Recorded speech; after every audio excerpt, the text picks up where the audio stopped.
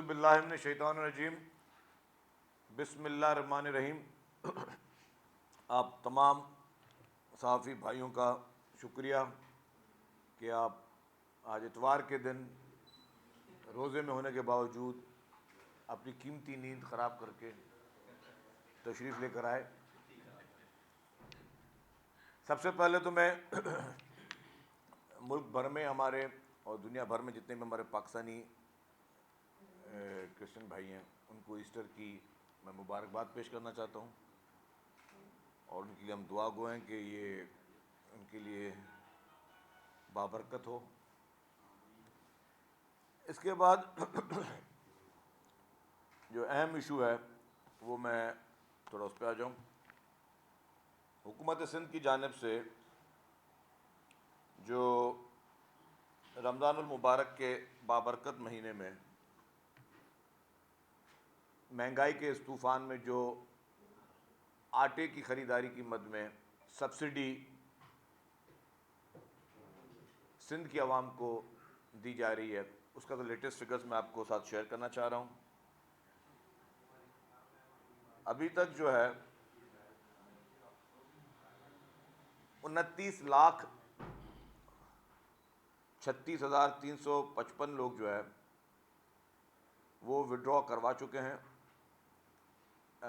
जो उनको हबीब बैंक के ज़रिए पर फैमिली को 2-2 हज़ार रुपये दिए जा रहे हैं आटे की ख़रीदारी की मद में।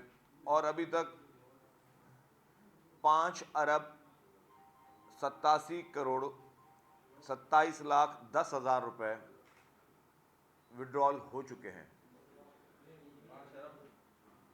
5,87,27,10,000। ये पूरी एक्सरसाइज रमज़ान भर में चलेगी और जैसे ही डेटा आते जा रहे हैं लोगों को मैसेजेस जा रहे हैं और आवाम से हमने यही कहा है कि आप बराए मेहरबानी अपना शनाख्ती कार्ड नंबर 8171 पर आप मैसेज करें ताकि आपको डिटेल आ जाए उसमें और आप हबीब बैंक से जाके उन ब्रांचेस से बेनज़ीर इनकम सपोर्ट प्रोग्राम के इस प्रोग्राम में जो कि सिंध हुकूमत के पैसे हैं और सिंध हुकूमत की जानिब से सब्सिडी दी जा रही है उसमें लोग उसको अवेल कर सकें। तो इस पर जो है काम तेज़ी से जारी है और हमारी कोशिश यही है कि इस महंगाई के दौर में लोगों को जिन लोगों की जो लोग अफोर्ड नहीं कर सकते और जिनकी इनकम 50,000 रुपये से कम है उनको ये 65 रुपये पर किलो जो है आटा दस्तयाब हो सके। अब एक दूसरी भी एक खुशखबरी कराची की आवाम के लिए कि पाकिस्तान पीपल्स पार्टी की लीडरशिप के अहकामात पर और वज़ीर आला सिंध की खुसूसी हिदायत पर मज़ीद बस सर्विस शुरू की जा रही है कराची में और मज़ीद नई फ्लीट भी ईवी बसेस की कराची पहुंच चुकी है, हमारे डेपोज़ पे मौजूद है। और 13 अप्रैल को हम मलीर में एक सर्विस शुरू कर रहे हैं ईवी बसेस की। अल आसिफ मार्केट से लेकर टैंक चौक तक जो है वो ईवी बसेस का एक रूट चलाया जा रहा है 13 अप्रैल को। फिर 14 अप्रैल को बैरिया टाउन से लेकर टैंक चौक और टैंक चौक से लेकर फिर नुमाइश तक ईवी बसेस का एक और रूट चलाया जा रहा है और ये भी 30 किलोमीटर से ज़्यादा का रूट है। ये दोनों ईवी बसेस के रूट चलाए जा रहे हैं। और फिर जो मेन चीज़ है कि पीपल्स बस सर्विस का एक बड़ा रूट जिसके लिए बहुत ज़्यादा डिमांड आ रही थी, जो कराची के लोगों की एक ज़रूरत भी थी, वो रूट शुरू किया जा रहा है जो कि नॉर्थ कराची से लेके न्यू कराची, फिर यूनिवर्सिटी रोड और फिर अल Asif Square, Ayesha Manzil, Federal B Area, Liaquatabad number 10, Lalu Khet, Guru Mandir, Empress Market, Sindh High Court, और फिर आई चुंदरीगिर रोड से लेकर टावर, टावर से डॉक यार्ड में ख़त्म होगा। ये भी 31.5 किलोमीटर का रूट है।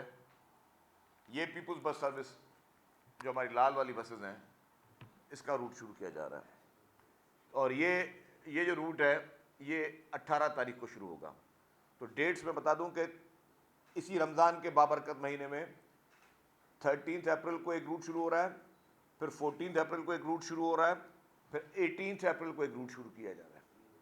तो पाकिस्तान पीपुल्स पार्टी की हुकूमत सिंध, जो कि महंगाई के इस दौर में महंगाई का बहुत बड़ा बोझ है और जिस तरह कीमतें बढ़ी हैं तो प्रेशर हम पर भी बहुत ज़्यादा है कि जी उन ऑपरेटर्स का, बस ऑपरेटर्स का कि जी क्योंकि डीजल की कीमत कहाँ से कहाँ तक पहुँच चुकी है तो आप रेट्स रिवाइज़ करें। लेकिन क्योंकि ये 2 दफ़ा कैबिनेट में रेट रिवीजन आ चुके हैं, ये भी मैं बता दूँ, कैबिनेट में पेश हुआ और मैंने खुद कहा था कि हमें अब मजबूरन बढ़ाने पड़ेंगे। लेकिन वज़ीर आला साहब ने, वज़ीर आला सिंध ने खुसूसी तौर पर कहा कि जी इस महंगाई के टाइम में आप आवाम पर मज़ीद बोझ ना डालें, जितना रिलीफ हम दे सकते हैं वो रिलीफ दें। तो चीफ मिनिस्टर साहब की खुसूसी हिदायत पर उनकी ही वजह से उन्होंने रेट अप्रूव फ़िलहाल नहीं होने दिए और उन्होंने कहा कि जो भी इस वक्त बस ऑपरेटर्स को जो नुकसान हो रहा है वो हुकूमत सिंध जो है उसको एडजस्ट करेगी। तो ये क्रेडिट मैं समझता हूँ कि गवर्नमेंट ऑफ सिंध का डेफिनेटली कि अवाम की बोझ पे वो मज़ीद किसी किस्म का अवाम के ऊपर कोई बर्डन नहीं डालना चाहती हुकूमत सिंध। तो ये चीफ मिनिस्टर साहब की खुसूसी तौर पर मैं समझता हूँ ये उनकी तरफ से रमज़ान में भी और वैसे भी बहुत बड़ा तोहफ़ा है कराची की पब्लिक के लिए कि उन्होंने ये फ़ैसला किया कि किसी भी हाल में, किसी भी सूरत में जो है वो रेट्स रिवाइज़ ना हो। लेकिन अब देखते हैं कब तक हम इसको रोक सकते हैं। लेकिन फ़िलहाल गवर्नमेंट पे किसी किस्म का कोई बोझ जो है वो नहीं डाला जा रहा। वही जो हमारी नॉमिनल सी है कि 50 रुपये और कहीं और भी कम है, उसमें आप जो है ये 30-30, 40-40 किलोमीटर, ये अगर आप मोटर बाइक भी इस्तेमाल करें तो मोटर बाइक भी आपको 30 किलोमीटर 50 रुपये में नहीं पहुंचाएगी।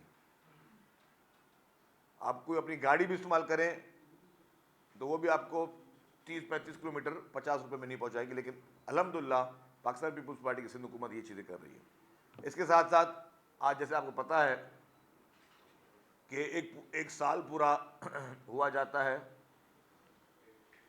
कि मुल्क में एक जाली और धोखेबाज और इस मुल्क में के एक नासूर वज़ीर आज़म को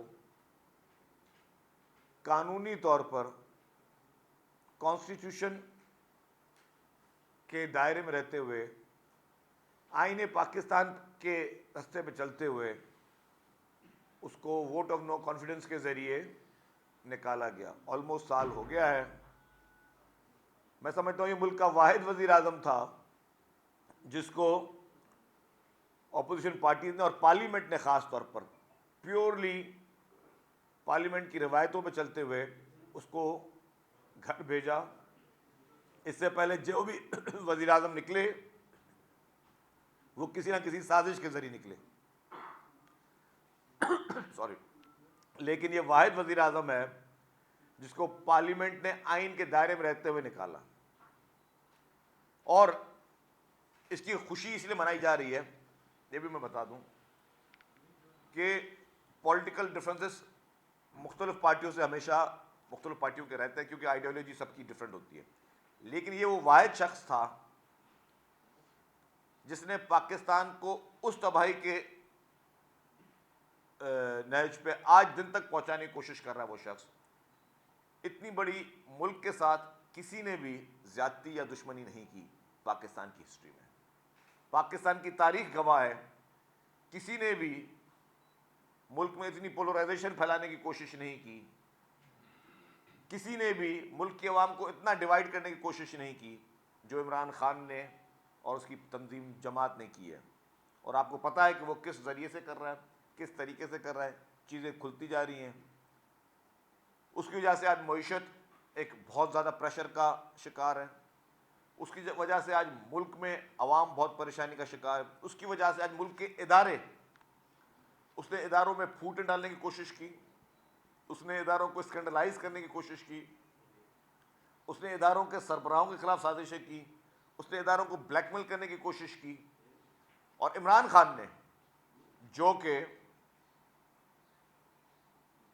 चोर दरवाजे से इक़्तिदार में आया और जो लोग इक़्तिदार में लेकर आए उन्हीं के खिलाफ जो जहरीला प्रोपेगेंडा इसराइल और भारत की फंडिंग के बाद इमरान खान ने शुरू किया हुआ है, वो भी पूरी दुनिया को पता है। और मैं ये पहले भी कहता आया हूं, दोबारा कह रहा हूं कि इमरान खान जब भी इस तरह की किसी साजिश या कोई मुहिम चलाए तो अकेला नहीं होता, उसको कहीं ना कहीं से उसको सपोर्ट मिल रही होती है। इमरान खान को वो जब तक मैच फिक्स ना हो तो कभी वो मैच नहीं खेलता।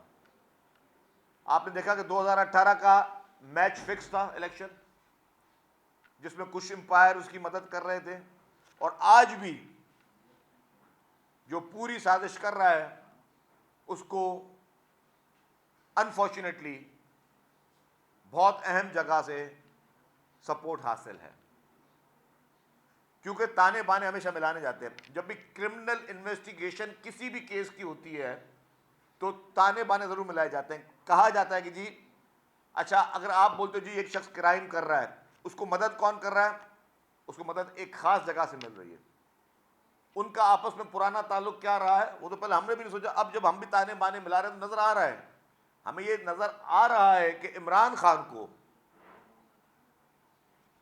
जब केपीके बीआरटी का केस था जिसमें